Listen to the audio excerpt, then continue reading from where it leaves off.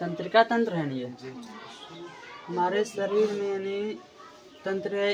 एक तंत्रिका तंत्र का डायग्राम है और ये पूछा था हमारे शरीर की सबसे लंबी कोशिका तंत्रिका तंत्र या न्यूरॉन उसी तंत्रिका कोशिका या न्यूरॉन बोलते हैं। इसका लंबाई लगभग कितना होता है? 1 मीटर। 1 मीटर इसका लंबाई होता है। और इसमें हाँ रे न्यूरॉन का तंत्रिका तंत्र न्यूरॉन होगा। तंत्रिका तंत्र के इकाई को क्या बोलते हो? न्यूरॉन। और ये हमारे शरीर में लगभग कितना तंत्रिका तंत्र होते हैं? 10 लाख। 10 तंत्रिका तंत्र तो एक ही होते हैं। न्यूरॉन कितना होता है? 10 लाख से 10 लाख से अधिक लगभग। नेफ्रॉन ना होता है रे 10 लाख से। ये भी बहुत होता है शायद 82 या 86 अरब ऐसे कुछ 100 खरब 82 या 86 अरब। हाँ वही 100 एनसीईआरटी में 100 खरब है। मैंने कहा देख कितना 82 या 86 अरब किसका संख्या होता है? न्यूरॉन। अब ये देखो न्यूरॉन ये न्यूरॉन का स्ट्रक्चर। अब इसमें ये क्या है? ये नाम क्या है रे? डेंड्राइट। इसी को हिंदी में क्या बोलते हो? ध्रुमिका। अच्छा तुम उसमें अगर एग्जाम में पूछा जाए हिंदी में लिखो या इंग्लिश में, तो एक केम किसी में लिखते हैं? सब में लिखे? इंग्लिश हिंदी दोनों में लिखे? इंग्लिश में लिखे? अरे ये सब छोड़ो, ये तुमको पूछा थोड़ा न जाएगा, बस समझाना। शरीर में पूरे शरीर में ध्रुमिका। इसी को इंग्लिश में क्या बोलते हो? डेंड्राइट। डेंड्राइट लिख लो किताब में। कहाँ किताब में लिखा है? काम देखो। और ये जो भागा नहीं है ये सब जी ये क्या है? इसको हिंदी में क्या बोलते हैं पता है? हिंदी में नहीं पता।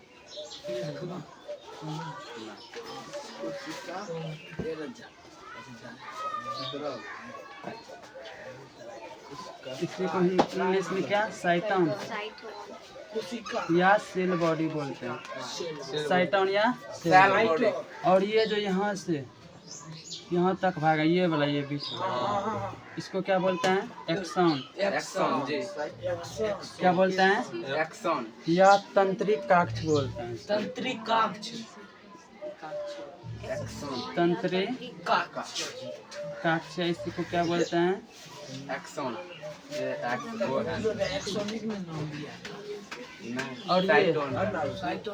और ये क्या है? ये है तंत्रिक काक्ष का अंतिम सिरा। हाँ जो तुम्हारे 10th में है ना वही लिखना। वैसे इस सब का नाम नहीं है 10th में, फिर भी बता देंगे ये सब क्या है। ठीक इसका नाम ये इसको ये क्या है? अंतिम सिरा। तंत्रिक काक्ष का तंत्रिका का अंतिम सिरा। तंत्रिका का अंतिम सिरा। तंत्रिका अंतिम सिरा। और इसमें देखा हुआ इसे यहाँ धब्बा धब्बा सा नहीं था रे? हाँ बिंदा नुमा संरचना। ये क्या पता है? केंद्रक है। ये पहले ये इसको बोलता है ये। हाँ ये केंद्रक है। ये पहले नाम लिख देते उसके बाद किसका कार्य क्या है वो बताएंगे। ये क्या है? केंद्रक। और ये तुम 9th में ये पढ़े ये माइलिन शीथ बोलते हैं इसको। लेकिन तुम्हारे 10th में नहीं दिया हुआ इसका नाम। लिख दे फिर भी जी लिखो माइलिन शीथ। और इसका मतलब आकार कैसा होता है? आकार माइलिन शीथ का बेलनाकार। तुम्हारा ये भी बेलनाकार और ये एक्सॉन ये भी बेलनाकार होता है। और ये जो है ना ये जी ये भी क्या है? बेलनाकार होता है।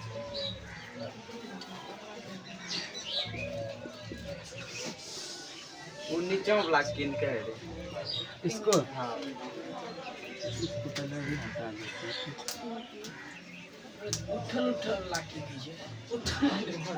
हाँ ये रे वन है रे इसी को तो बोले थे ना। ठीक है रे सगरे वैसा नहीं जहाँ पर जो नाम है नाम का अनुसार ये रे इसी को तो बोले क्या माइलिन शीत। और ये जिस कोशिका से बना होता है ना, ये स्ट्रक्चर को क्या बोलते हो? माइलिन शीत।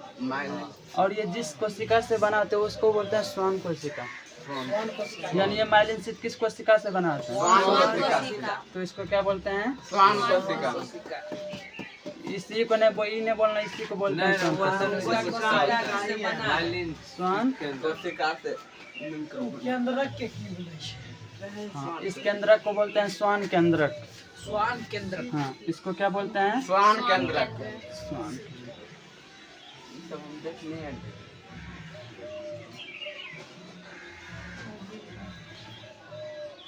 श्वान केंद्रक। अब इसमें तुम्हारा ये सबसे पहले क्या, डेंड्राइट्स या ध्रुमिका, इसका कार्य क्या है? यानी तुमको पहले ये न्यूरॉन है ना जी। न्यूरॉन के कितने भाग होते हैं? 3 भाग। 3। न्यूरॉन के कितने भाग होते हैं? 3। तंत्रिका कोशिका के कितने भाग होते हैं? तंत्रिका कोशिका बोलो या न्यूरॉन बोलो, कितने, उसके कितने भाग होते हैं? 3 भाग। अब पहला कौन है? ये डेंड्राइट।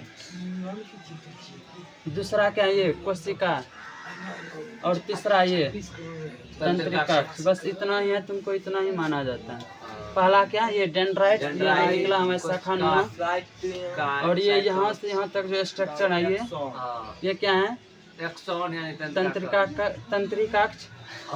और ये जो स्ट्रक्चर है ये क्या है? कोशिका। अब देखो डेंड्राइट्स का कार्य क्या होता है? ये डेंड्राइट्स का कार्य क्या होता है? डेंड्राइट का कार्य यानी सूचना को ग्रहण करना। सूचना को ग्रहण कौन करता है? डेंड्राइट। अब ये सूचना को ग्रहण करके ये कहाँ भेजता है? ये हमारे इसमें नहीं रे, यहाँ कोशिका में, साइटोन में। साइटोन में। कौन? डेंड्राइट्स। अब जब ये साइटोन में आता है तो वो साइटोन उसको क्या करता है? वो विद्युत आवेग, यानी बहुत तेज, यानी विद्युत आवेग क्या होता है? बहुत रफ्तार में चलता है। यहाँ से क्या है, इसके पास आया, ये पहले क्या संकेत को क्या किया, यानी सूचना को ग्रहण किया। वहाँ से क्या कोशिका यानी साइटोन में आया। अब साइटोन इसको क्या करता है? विद्युत संकेत में क्या करता है? परिवर्तन करता है। फिर ये यहाँ से कहाँ जाता है? हमारे तंत्रिकाक्ष, एक्सन में। अब यहाँ से फिर आगे बढ़ता है। मतलब एगो और जुड़लो रे हाँ रे, कम है, पहले जितना बता रहे उतना समझ लो ना। मतलब सबको जन जुड़लो रे तब कहाँ जाए थे? सब जुड़ा, मतलब कि एक तंत्रिका दूसरा तंत्रिका से जुड़लो। हाँ, वो इसी के माध्यम से हमारे मस्तिष्क में जाता है रे। मस्तिष्क में यहाँ रहे थे ना ये तंत्रिका। हाँ, तो वही तो बोल रहे हैं। अरे अब एक गो न्यूरॉन से सब काम नहीं होता है रे। हमारे शरीर में कितना न्यूरॉन है? ढेरी। यानी मुख्य रूप से मस्तिष्क की मानव कितना है? 82 से 86 अरब। तो ये सब अब देखो, ये एक न्यूरॉन दूसरे न्यूरॉन से कैसे जुड़े होता है? एक न्यूरॉन ये वन नहीं ये, अब इसका डेंड्राइट्स है ना, एक पहला न्यूरॉन का ये एक्सॉन क्या होता है? एक्सॉन। और दूसरे न्यूरॉन का डेंड्राइट्स जुड़ा हुआ होता है।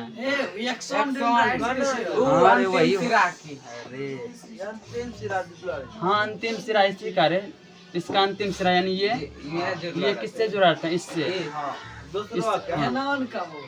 अरे वही इसको तुम बोलो तंत्रिका का अंतिम सिरा डेंड्राइट्स।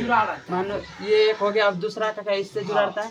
अब इस दोनों के बीच में जैसे मान लो ये जुड़ा, अब यहाँ इस बीच में जो थोड़ा खाली जगह होता है ना, उस खाली जगह को क्या बोलते हो? सिनेप्स बोलते हो। क्या बोलते हो? कौन खाली जगह?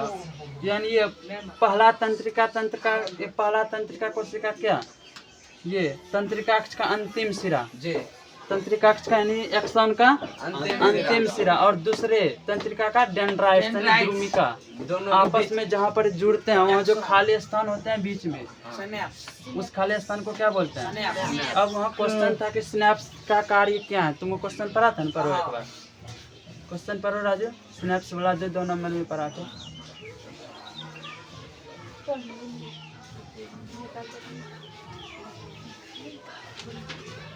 क्या करने लगा रे? 2 तंत्रिका कोशिकाओं के मध्य अंतर्ग्रंथ में क्या होता है? उसे अंतर्ग्रंथ तो इंग्लिश में क्या बोलते हैं? सिनेप्स। अब बोलते हैं सिनेप्स में क्या होता है? सिनेप्स में होता है जैसे कि पहला पहला तंत्रिका तंत्र है ना, पहला तंत्रिका तंत्र यानी तंत्रिका कोशिका का देते हैं अंतिम सिरा, एक्सॉन का क्या, एक्सॉन का अंतिम सिरा, ये क्या कहता है, रसायन स्रावित करता है। ये क्या करता है, रसायन स्रावित करता है। उस रसायन का नाम है ट्रांसमीटर। ट्रांसमीटर नहीं ये रसायन स्रावित करे छे उ रुक जा पहले।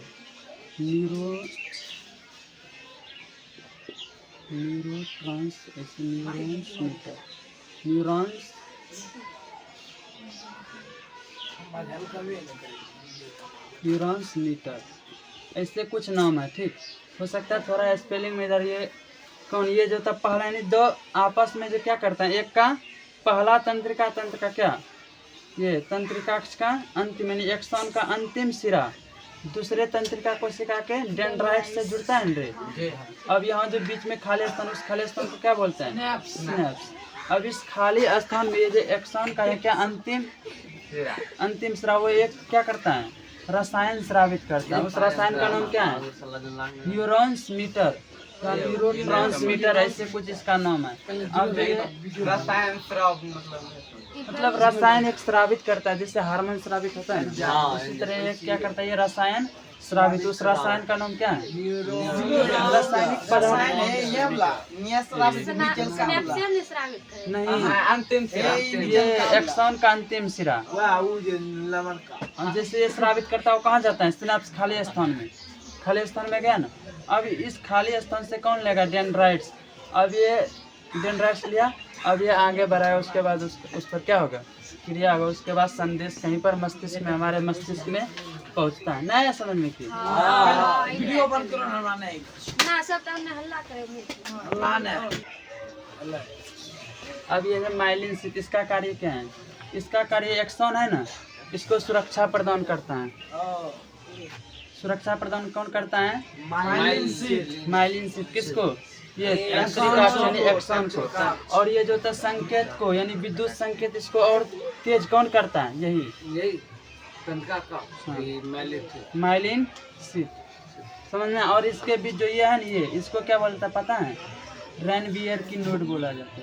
क्या, रेनवियर की नोड, रेनवियर की नोड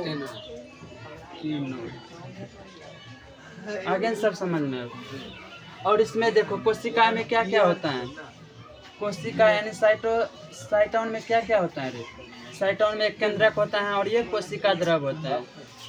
ये यहाँ से यहाँ जो ये संरचना है, ये पूरा ये क्या है यहाँ तक, ये कोशिका है साइटोन। अब इसमें ये केंद्रक है और इसमें ये द्रव भराता है। इस द्रव को क्या बोलते हैं, कोशिका द्रव। यानी पूछा जाए साइटोन में क्या क्या होते हैं, कोशिका द्रव होता है, कोशिका द्रव और केंद्रक। मतलब कि पूरे डायग्राम से। अच्छा बोलो, अंतःस्रावी ग्रंथि से हार्मोन स्रावित होता है या हार्मोन। और इसमें नली होते हैं क्या, नहीं अंतःस्रावी ग्रंथि से जो हार्मोन स्रावित है उसमें क्या होता है, नली नहीं होता है। वो डायरेक्ट क्या होता है, रक्त में मिलता है। और इसको तुम बोले थे कि मतलब कि इसको आद कैसे रखना है, अंतःस्रावी ग्रंथि से जितने भी हार्मोन, यानी कौन कौन अंतःस्रावी ग्रंथि है, यही ना। चलो एड्रीनलिन हार्मोन, हाँ एड्रीनल ग्रंथि और एड्रीनलिन हार्मोन है। चलो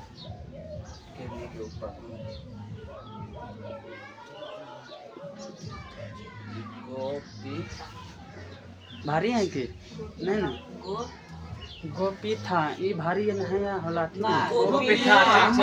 अरे नाम कुछ भी हो तो गोपी था इतना। अभी गोनेट्स, इससे याद रखना क्या, गोनेट्स। गोनेट्स को हिंदी में क्या बोलते हैं, जनन ग्रंथि रे, गोनेट्स को जनन ग्रंथि, जनन ग्रंथि क्या है। अब पी से पीयूष ग्रंथि, और हाँ इसी से थी पीनियल ग्रंथि, पिनियल ग्रंथि पीनियल ग्रंथि और ये पैराथायराइड ग्रंथि। प्यूटरी तक अरे रुक जाओ ना, बात थायराइड ग्रंथि, अच्छा ये देखो, पी से याद रखना है, पी आई से 3 नाम बोलना है। पीयूष ग्रंथि, पीयूष, पिनियल और पैराथायराइड। ग्रंथि, और ये था से थायराइड होगा, थायराइड ग्रंथि, थायराइड ग्रंथि, थायराइड ग्रंथि, ऐसे एड्रिनल, अरे वो थैलेमस वो सब छोड़ो नहीं, एड्रिनल,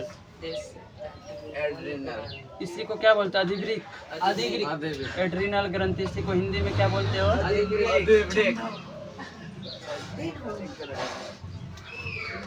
अच्छा ये बोलो, अब याद रहेगा ना तुमको अंतःस्रावी ग्रंथि कौन कौन सा है? वो भी था। इसको छोड़कर कुछ भी आएगा सबको तुम बाह्य में देना। अच्छा, मतलब जो पूछा जाएगा उतना, जो तुम्हारे में पूछा जाता है बस इतना ही। गोपी था से गोपी था, इसमें क्या ये गोनेट्स, इंग्लिश में तो क्या गोनेट्स ग्लैंड, इसी को हिंदी में बोलते हैं जनन ग्रंथि। पी आई से पीयूष, पिनियल और पैराथायराइड, ये तीनों याद रखना। था से टिया से थायराइड, ए से एड्रिनल या अधिवृक्क। समझ में आ गया नहीं तुम्हें? चलो, अब पीयूष ग्रंथि से कई प्रकार के क्या होते हैं, हार्मोन स्रावित होते हैं। सबसे पहले लो GH hormone, growth hormone, growth hormone, GH जिसको क्या बोलते हैं, ग्रोथ हार्मोन, अरे लिखेंगे स्पेलिंग गलती होगा तब छोड़ देंगे वहाँ। GROWTH, जीएच होता है, छोड़ो ही स्पेलिंग कहीं गलत है बोलते हैं। जीएच मतलब क्या, ग्रोथ हार्मोन। अब ये कहता है पीयूष ग्रंथि के अग्रभाग से स्रावित होता है। कहाँ से स्रावित होता है पीयूष ग्रंथि के अग्रभाग से, जो किसमें सहायक होता है, यानी हमारे शरीर के वृद्धि में। वृद्धि में कौन सहायक होता है? तेज वृद्धि, हाँ रे वृद्धि, सिंपल वृद्धि याद रखो। ए देखा छी ने समझै छ के समझे नहीं छी, ग्रोथ ग्रंथि नहीं छी, वो बोला वृद्धि ग्रंथि। तुम पहले वो रखेगा वो शरीर में। वृद्धि हार्मोन किसको बोला जाता है? जीएच। कहाँ से स्रावित होता है? पीयूष ग्रंथि के अग्रभाग से। अब दूसरा है एडीएच, एडीएस का मतलब anti diuretic hormone. Anti diuretic hormone, anti diuretic, ADS मतलब anti diuretic, uretic, body anti diuretic, अरे त्रसवा न भेल एंटी, अरे समझो, एडीएच एंटी डायूरेटिक हार्मोन, ये होता है पीयूष ग्रंथि के कौन सी, अरे एचओआर अब क्या है? पीयूष ग्रंथि के पश्च भाग से स्रावित होता है क्या, एडीएच, एडीएच हार्मोन। और ये क्या करता है, जल का संतुलन। हमारे शरीर में जल का संतुलन कौन करता है? एडीएच क्या करता है, जल का संतुलन। और ये कहाँ से स्रावित होता है? ग्रंथि के पश्च ग्रंथि के पश्च भाग। अब अगला ये जल संतुलन, एड्रोट्रोपिक, ACTH क्या है? ACTH, यह भी होता है पीयूष ग्रंथि, यानी पीयूष ग्रंथि के पश्च भाग से सिर्फ ये होता है। उसके बाद जितना है सबका होता है पीयूष ग्रंथि के अग्रभाग। अब इसका पूरा नाम क्या है? नहीं पता, एंटी एंटी नहीं बते,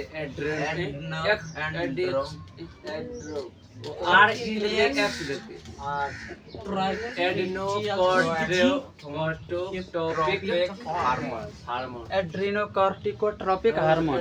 अब ये क्या है, ये कहाँ से, पीयूष ग्रंथि के अग्रभाग से स्रावित होता है। और ये क्या करता है, ये हार्मोन यो अग्रेस स्रावित होता है। हाँ रे, ओकरा अग्रभाग सिर्फ पश्च से ये स्रावित है, उसके बाद जो भी है सब अग्रभाग से। और ये क्या करता है, ये अधिवृक्क ग्रंथि को एक्टिव करता है। एड्रिनल उसी को ना बोलते हैं, अधिवृक्क को ही। ACTH क्या करता है, ये अधिवृक्क ग्रंथि को क्या करता है, एक्टिव करता है, यानी सक्रिय करता है। वही बारे सक्रिय क्या, तो अब जब सक्रिय करता है तब इससे, जब इस क्या ये सक्रिय हुआ, अब इससे 2 हार्मोन निकलता है, एक कॉर्टिसोल, एक एड्रिनलिन हार्मोन। कॉर्टिसोल, 2 हार्मोन की कॉर्टिसोल और एड्रिनलिन।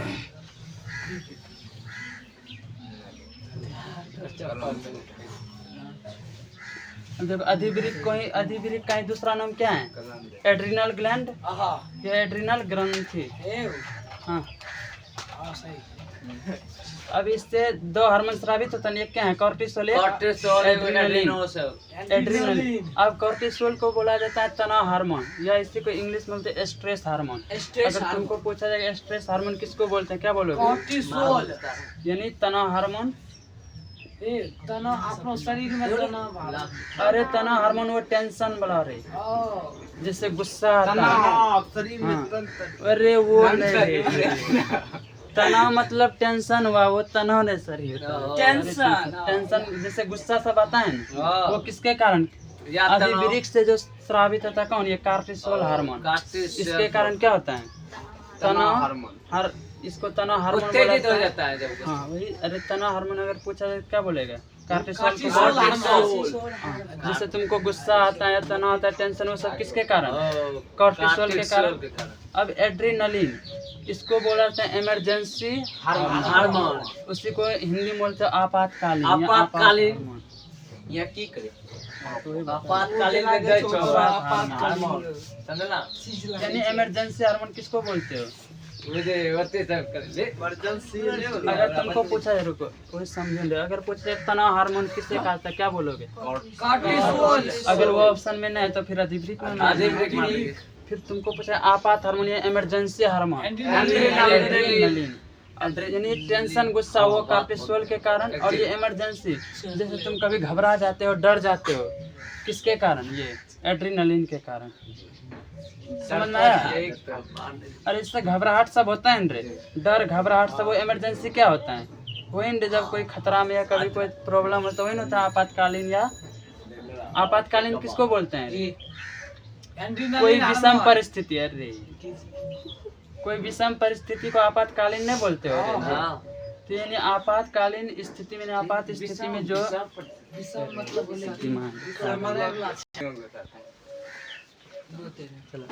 इमरजेंसी हार्मोन किसको बोलते हैं? एड्रेनलिन। और ये कार्य क्या करता है? आपातकालीन में यानी जैसे कि वो, जैसे तुम्हारा हो गया डर हो गया, वो किस में आता है? ये एड्रेनलिन में। टेंशन गुस्सा वो सब कार्टिसोल।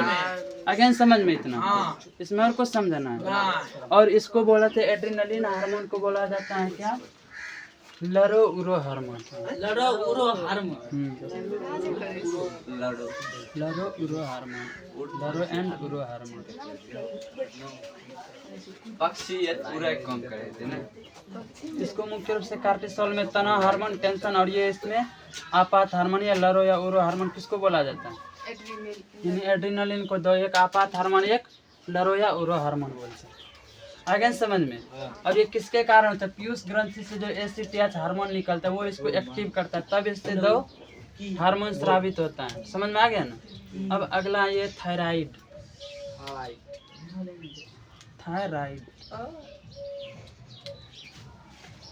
थायराइड ग्रंथि। अब इससे पीयूष ग्रंथि से एक हार्मोन स्रावित है TSH का पूरा नाम है क्या? Thyroid stimulating hormone. सब निकले हाँ, अब तुमको अलग से नहीं बताना पड़ेगा पीयूष ग्रंथि को मास्टर ग्रंथि क्यों कहा जाता है, इसलिए समझो पहले। यहाँ पीयूष ग्रंथि के अग्रभाग से क्या निकलते हैं? TSH हार्मोन, जिसका पूरा नाम क्या है? Thyroid stimulating hormone. ये क्या करता है? ये थायराइड ग्रंथि को क्या करता है? एक्टिव करता है।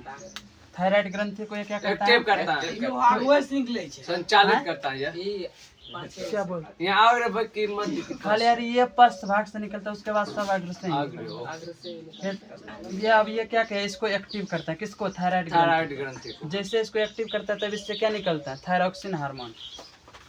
क्या निकलता है? Thyroxine hormone. तब थायरॉक्सिन हार्मोन जो हमारे शरीर में क्या कार्य करता है? मेटाबॉलिज्म का कार्य कौन करता है? कौन सा हार्मोन? मेटाबॉलिज्म या उपापचय क्रिया। उपापचय बोलो या चयापचय बोलो, और दोनों बोल दिए रहे तो। उपापचय क्रिया का संतुलन कौन करता है? थायराइड ग्रंथि द्वारा निकला हुआ थायरॉक्सिन हार्मोन। और ये हमारे शरीर के सामान्य वृद्धि में कौन सा है? तो यही थायरॉक्सिन हार्मोन। और ये बच्चों में मुख्य रूप से वृद्धि किसके कारण होता है? थायरॉक्सिन हार्मोन के कारण। हो गया ना? अब इसमें और कुछ है जैसे थायराइड एड्रिनल ये हो गया, पीयूष ग्रंथि का तो हो गया, पीनियल। अब ये जनन ग्रंथि। जनन ग्रंथि। अब इससे पीयूष ग्रंथि से ही दो हार्मोन निकलता है, एक FSH, एक LH। FSH का पूरा नाम है फॉलिकल स्टिमुलेटिंग हार्मोन। FSH का पूरा नाम क्या है? Follicle stimulating hormone. और LH का ल्यूटेनाइजिंग हार्मोन।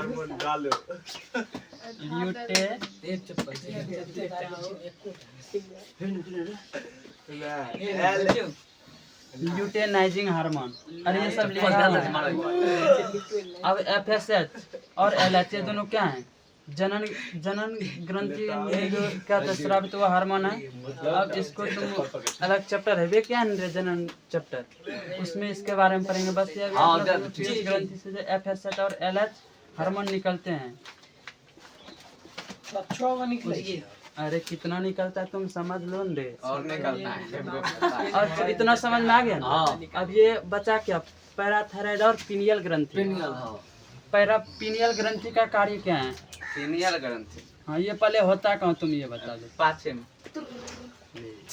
मस्तिष्क के अग्रभाग में स्थित होता है पीनियल ग्रंथि। पीनियल है यहाँ ना होता है रे, जहाँ इतना अग्रभाग में। और ये कार्य क्या करता है? हमारे दिमाग सोने एवं जागने के चक्र को नियंत्रित करता है। कौन? पीनियल ग्रंथि। सोने एवं जागने के चक्र को नियंत्रित कौन करता है? अरे काहे कर रहा है तुम? 20 बैग लेने का। पीनियल ग्रंथि क्या करता है? सोने एवं जागने के चक्र को नियंत्रित, इसी को बोला था मेलाटोनिन। मेलाटोनिक ने टोनिन। मेलाटोनिन को नियंत्रित कौन करता है? पीनियल ग्रंथि। इसी को हिंदी में क्या बोलते हैं? सोने एवं जागने का चक्र। समझ में आ गया ना। एक होता है पैराथायराइड ग्रंथि। पैराथायराइड।